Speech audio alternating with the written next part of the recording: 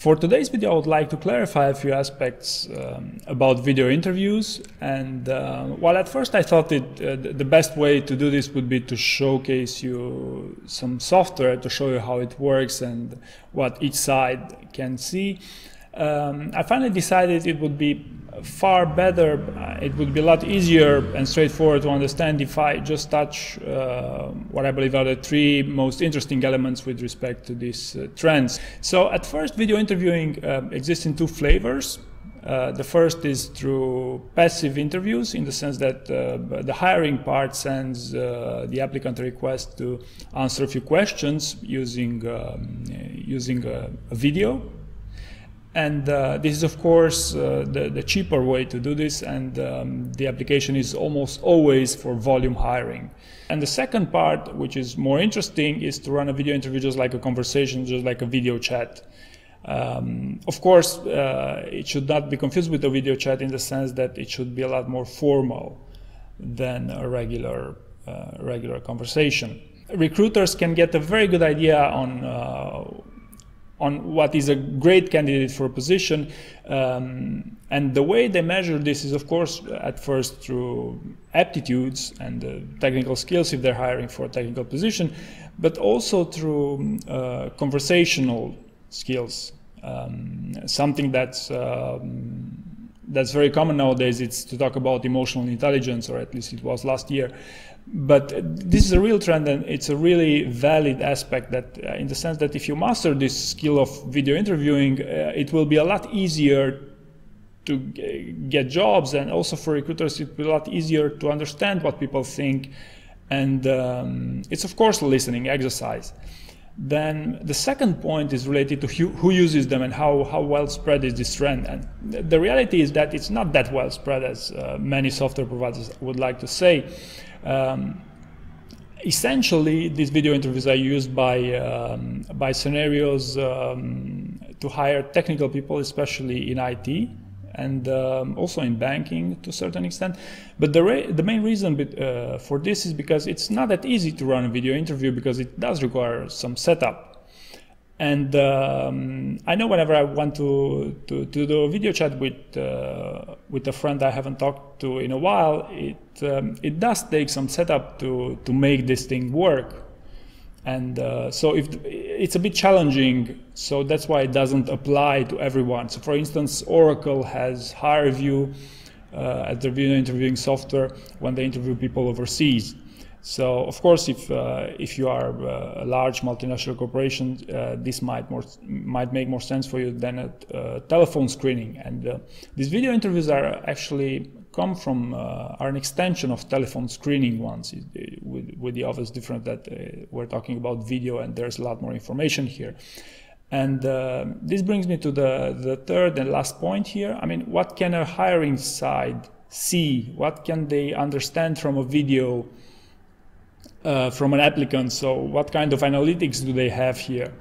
And to understand this, I would like to split these videos into multiple components, and that is essentially sound and the actual pictures. And with respect to sound, it's the same story as for telephone screening. What you can do with sound is to do a transcript of it, and on that one you can also run some cognitive analytics, in the sense that I made a video about this, about cognitive analytics, so if you'd like, I'll link it somewhere in a card. But the idea is that recruiters can build a personality profile by using content that an applicant has produced. So, for instance, in my example, I show how my personality portrait is built using my Twitter profile. So the same applies with respect to a video interview, as long as that video interview is, of course, long enough so that it makes sense for such a scenario to occur. Other than that, from sound, there's a lot of research going on here, and this is more or less related with speech recognition rather to the transcript side, as opposed to I don't know, measuring if someone lies or not on an interview. So they don't know. Normally it doesn't work this way. People aren't looking to know whether if you're lying or not by the sound of your voice. This is in normal conditions. And the second part is the video, the pictures.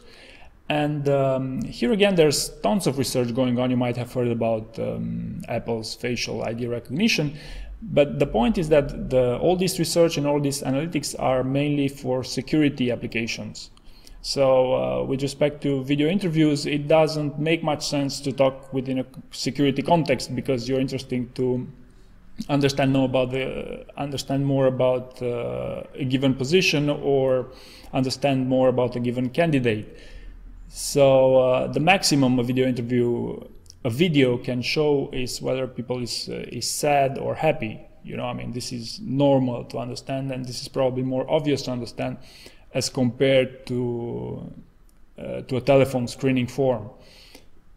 So finally, I mean, what makes a great video interview? And here the main point that I wanted to highlight with respect to this, how do people measure the quality of these interviews, is apart from the technical part, which is the same thing whether you fill in a form or you do a telephone screening.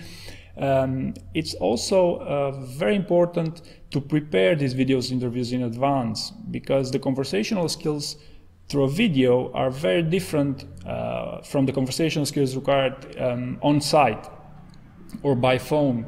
So I would encourage anyone involved into this or invited to run a video interview to test over and over again. I mean, if you only you do a small video of yourself from your cell phone and then watch it, you immediately spot 10 problems with it. So the time invested into preparing such things is really important, and it's really worthwhile. And I believe that most video interviews that are considered to run very well are also the better prepared ones, in which the two people create a bond between each other, and you just feel it works well. All right, so hopefully this gave you more insight as to what video interviews are and what aren't. And if you would like to follow my content, please also consider subscribing to my YouTube channel. Thank you.